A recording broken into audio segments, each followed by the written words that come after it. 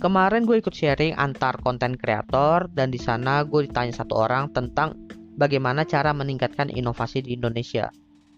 Usut punya usut, orang ini ternyata dia udah nonton videonya Profesor Indrawan yang ngebahas tentang inovasi. Dan di video itu memang membahas tentang peringkat inovasi di Indonesia itu menurun. Lalu dari sana gue diam sejenak berpikir, lalu gue melontarkan opini singkat gue aja. Menurut gue orang Indonesia itu bukannya nggak bisa berinovasi. Kemungkinan besarnya hanyalah karena nggak punya keberanian dan inisiatif. Ditambah juga dengan kesempatan dan juga resource yang dibutuhkan itu mereka nggak punya. Intinya paling pertama di sini itu lu harus berinisiatif dan punya keberanian dalam melakukan sesuatu ya. Ini pun terlepas dari lu kerja di perusahaan atau enggak, karena kan banyak juga yang mengatakan bahwa kalau lu kerja di perusahaan itu membunuh kreativitas lu nggak bisa berinovasi di sana.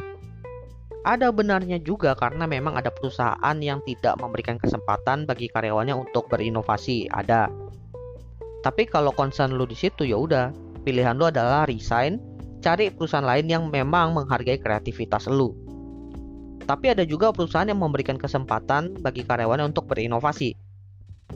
Tapi kenyataannya apa? Kenyataannya mereka nggak resign dari perusahaan yang tidak memberikan kesempatan, dan mereka tidak berinovasi di perusahaan yang memberikan kesempatan itu. Kenapa? Karena nggak inisiatif dan juga nggak berani. Oke lah, mungkin kalian tuh berani untuk resign, benar-benar resign, membuat usaha sendiri misalnya, atau ngebuat inovasi sendiri. Tapi terhantam kenyataan bahwa resource yang kalian punya itu sangat terbatas. Dan akhirnya malah nggak bisa berinovasi dan nggak bisa menunjukkan kreativitasnya.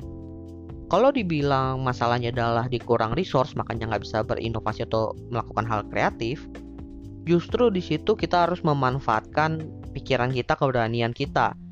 Bagaimana kreativitas kita itu bisa membawa sebuah kemajuan dengan resource yang terbatas.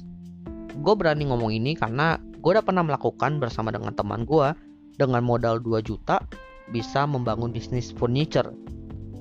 Tentunya pasti ada keraguan karena gue juga ragu memang 2 juta bisa bikin bisnis furniture. Tapi kenyataannya dengan keberanian dan juga memanfaatkan kreativitas lu sedikit aja untuk nge-tweak resource yang terbatas tersebut, lu bisa mengembangkan diri lu lebih dari itu.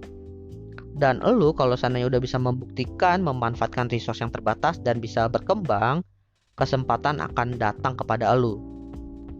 Jadi masalahnya sih bukan di inovasinya yang kurang, tapi lebih ke inisiatif dan keberanian.